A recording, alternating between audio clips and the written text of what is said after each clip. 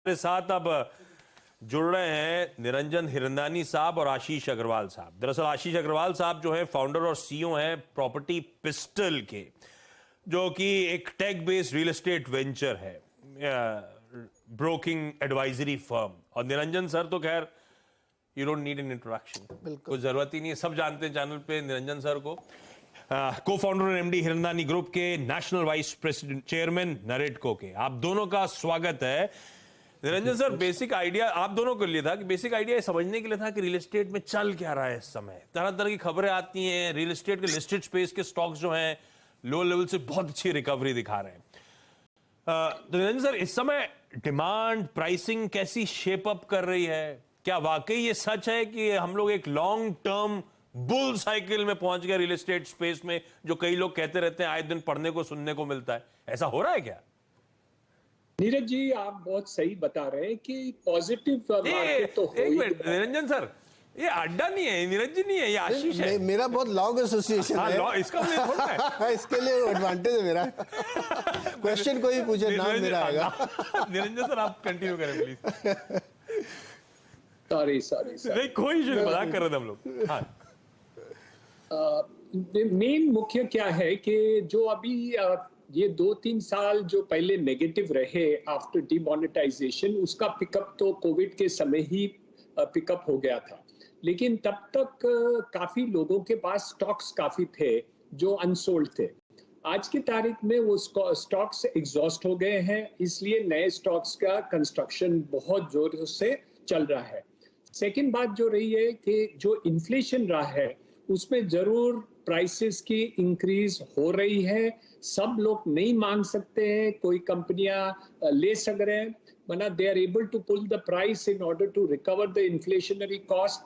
काफी कर रहे हैं, काफी नहीं कर सकते। नॉर्मली जो अफोर्डेबल सेगमेंट में है या टियर 2 सिटीज में जहां डिमांड अब तक पिकअप नहीं हुआ है, वहां एक प्रॉब्लम आ रही है कि there is a compression of profit. So that is the difficulty. But most of the places, आज देखा जाए तो they are able to increase the prices. In the last 3 months, you have seen a 5 to 10% increase of prices across the board, completely, of all the listed companies as well as unlisted companies who are in tier 2, tier 1 city. तो वो तो हो ही गया है. So I think there is a positive effect. लेकिन आपने जो प्रश्न एक ऐसे सवाल किया, उसका जवाब मैं पूरा पॉजिटिव नहीं दे सकता, बिकॉज आप बोल रहे हैं कि ये लॉन्ग टर्म के लिए है क्या, वो मैं नहीं बता सकता। आज के तारीख में जो यूक्रेन रशिया का क्राइसिस रहा, तेल के भाव $100 से ज्यादा हो गया है,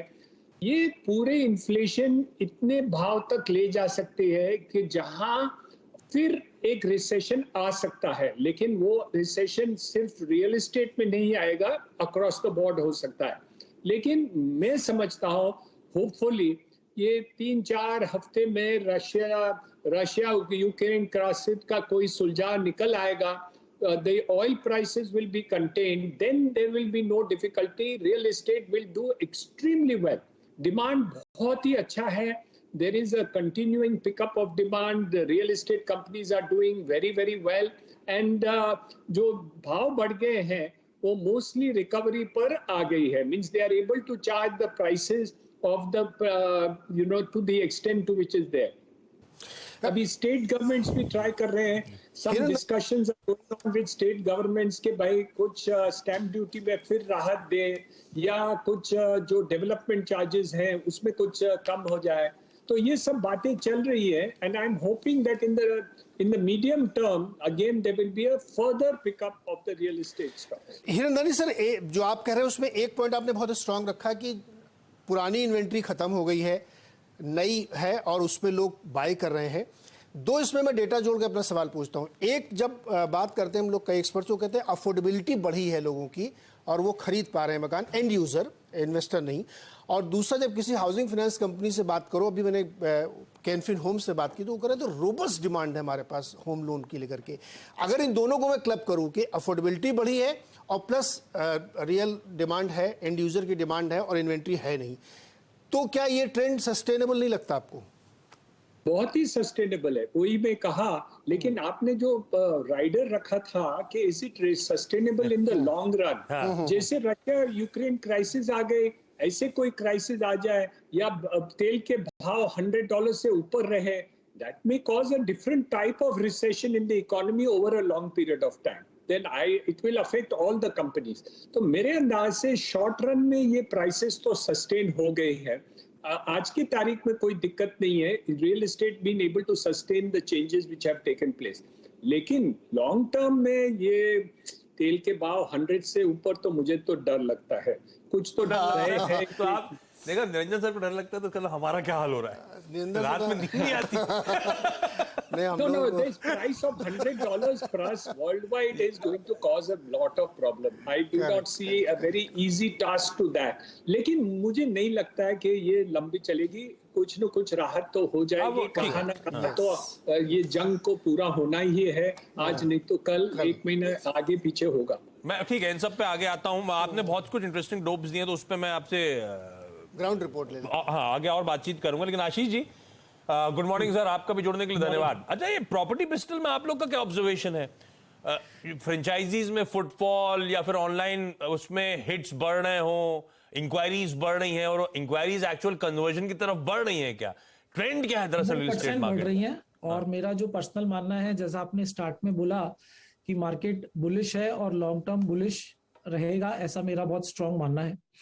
कारण यह है कि अभी अगर मैं आपको फैक्ट्स की बात बताऊं तो लास्ट ईयर हमने 5,000 करोड़ से ऊपर की इन्वेंट्री हमने बेची है।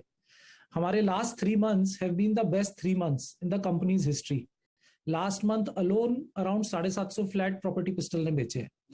तो having said that, I think last अगर आप 2 से 3 सालों का अगर आप देखेंगे डेवलपमेंट्स, तो पहले तो कोविड सिनेरियो की वजह से कंस्ट्रक्शन एक्टिविटीज में काफी हैम्पर हुआ, लेबर का माइग्रेशन होना या रॉ मटेरियल का सप्लाई चेन का डिसरप्शंस होना या रजिस्ट्रेशंस का रुक जाना, तो उसकी वजह से जो इन्वेंट्री ओवरहैंग था वो अभी ऑलमोस्ट क्लियर है। और अभी जो डिमांड है, डिमांड कम नहीं हुई।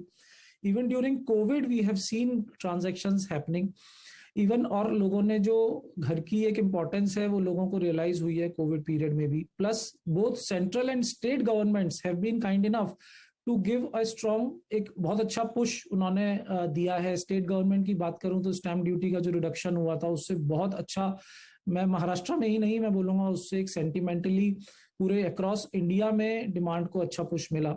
फिर अगर मैं सेंट्रल गवर्नमेंट की बात करूंगा तो इंटरेस्ट रेट्स को स्टेबल रखना, लिक्विडिटी और जो एक क्रेडिट फ्लो है मार्केट के अंदर। सर, मेरा एक सवाल है आपसे कि आपने कहा कि 5,000 करोड़ की आपने बेची है, बड़ा बहुत ही जबरदस्त फिगर है ये, मतलब मेरे ख्याल में इस इलाके में बहुत ही बड़ा फिगर है। मैं ये जानना चाहता हूं कि जो आप बेच रहे हैं उसमें कितने रीसेल वाले हैं और कितने नए हैं? ये मेजरली प्राइमरी है। मेजरली प्राइमरी मतलब नए मकान बेचे आप? नए फ्लैट सही। तो यानी लोग अपने पुराने मकान बेच नहीं रहे हैं? नहीं, तो अगर आप देखेंगे तो लोग खरीद रहे हैं हमारे यहाँ, बेचने वाले लोग खरीदते रहते हैं हमारे यहाँ, बेचते कम है। ये बहुत इंटरेस्टिंग है कि नए मकान बिक रहे हैं। हिरनदानी देखिए मुस्कुरा रही है खबर सुन के कि मतलब रीसेल नहीं है, नया सेल है ये। अरे आधे बॉम्बे में आजकल हिरनदानी सर का पोस्टर लगे हुए हैं, कोई नई प्रॉपर्टी आ रही है उसके, बोरीवली में आ रही है शायद, दिखते हैं। नहीं सर, बोरीवली में शायद कोई नया प्रोजेक्ट। नहीं पवई में, पवई में ही नया। अरे पवई तो हिरनदानी के नाम से ही जाना जाता है। हाँ, काम ही वही है।